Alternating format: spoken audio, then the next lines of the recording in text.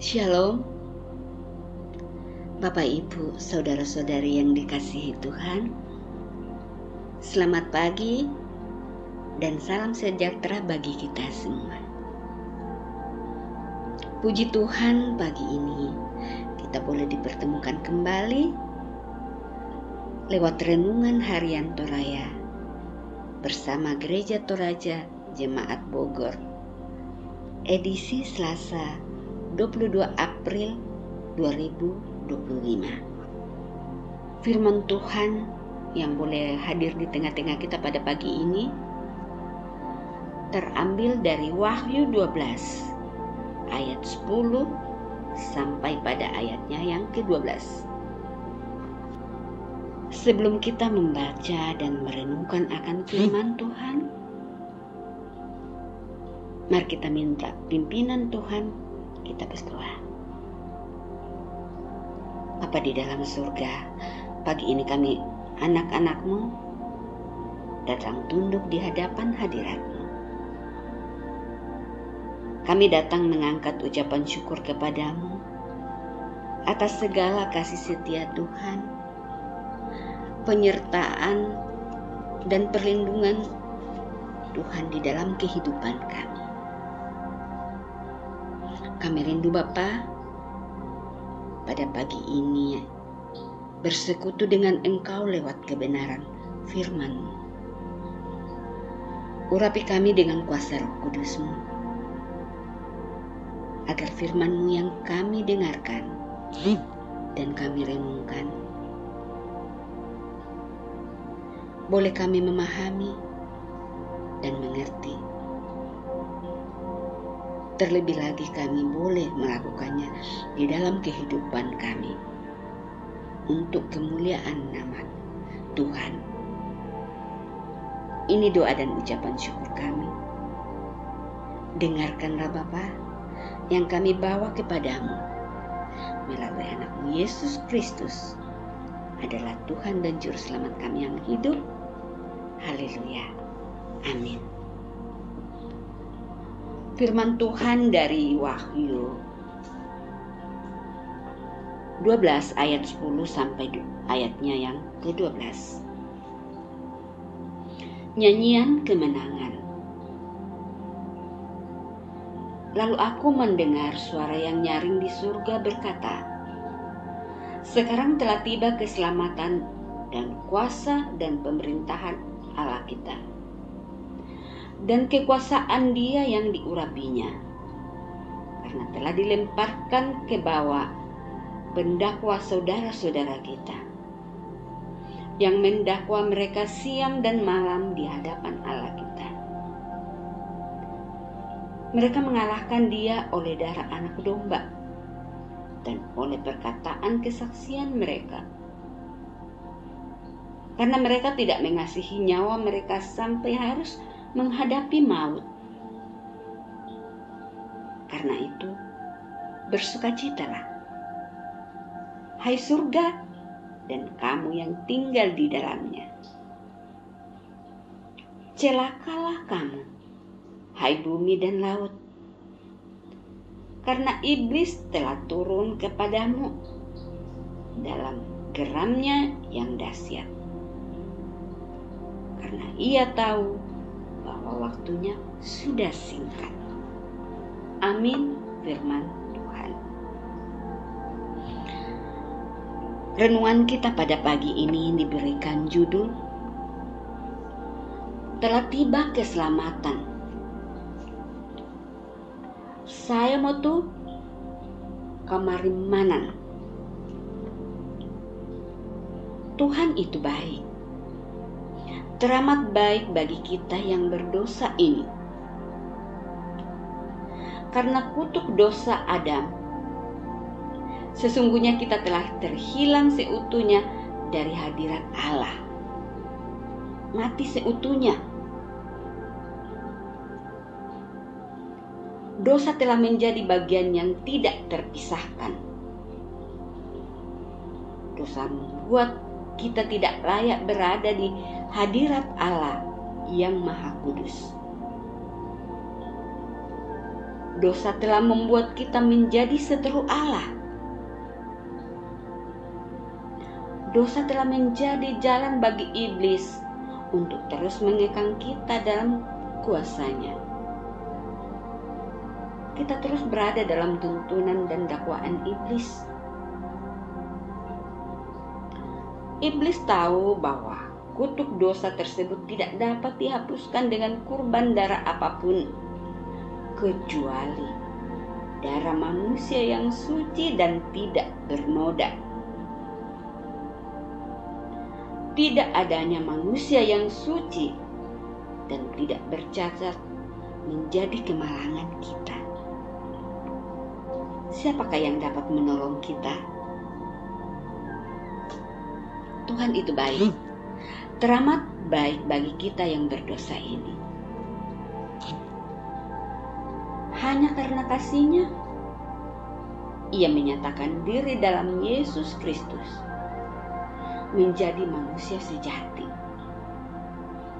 sama dengan manusia lain, kecuali satu, Ia tidak berdosa. Karena itu, darah Yesus Kristus adalah darah yang suci dan tidak bercacat. Darah suci itu, darah anak domba, dicurahkan untuk menebus kita dari dakwaan iblis. Kemalangan kita terpecahkan. Kutuk dosa berakhir sudah. Tuntutan iblis telah kehilangan daya karena darah suci yang dicurahkan itu telah memenangkan kita di hadapan Allah. Dalam darahnya, kita menjadi orang-orang yang dibenarkan.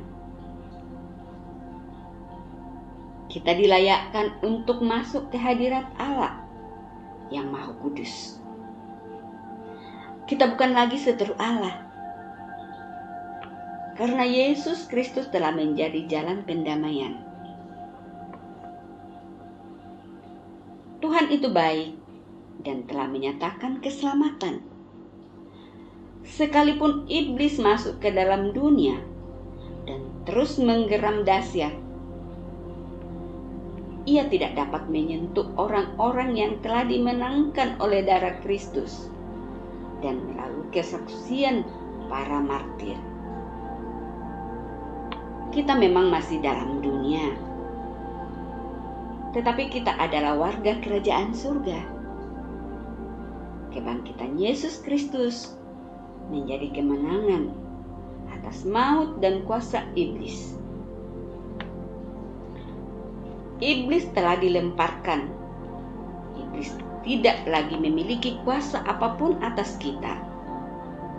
Karena itu, marilah kita bersuka cita, naikkan syukur, dan mengumandangkan nyanyian kemenangan di sepanjang hidup. Marilah berperilaku sebagai warga kerajaan sorga. Kamu telah dibeli dan harganya telah lunas dibayar. Karena itu, muliakanlah Allah dengan tubuhmu. 1 Korintus 6 ayat 20. Amin. Mari kita berdoa. Bapa di dalam surga, kami kembali datang menaikkan ucapan syukur kepadamu atas berkat firman Tuhan yang boleh hadir di tengah-tengah kami pada pagi ini. Kiranya dengan pertolongan Roh Kudus-Mu, firman-Mu yang boleh kami dengarkan di pagi ini dapat menjadi suluh dan pedoman di setiap langkah kehidupan kami. Dan lewat kehidupan kami, nama Tuhan dipuji dan dipermuliakan. Bapa di dalam surga, kami juga mau berdoa buat saudara-saudara kami yang mungkin pada saat ini Tuhan berada di dalam kelemahan tubuh karena sakit penyakit, atau berada di dalam pergumulan hidup. Mari Tuhan hadir di tengah-tengah saudara kami, sehingga boleh memperoleh anugerah kesembuhan dan jalan keluar dari setiap pergumulan hidup mereka.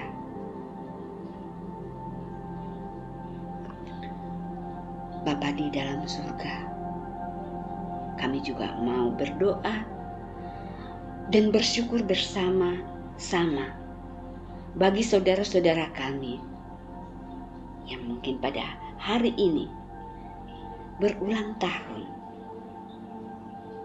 Mari Tuhan hadir sempurnakan sukacita mereka, agar senantiasa menaikkan ucapan syukur di dalam kehidupan mereka. Bapa di dalam surga, kami juga tetap berdoa buat orang tua kami yang sudah lanjut usia. Mari Tuhan hadir di tengah-tengah kehidupan mereka.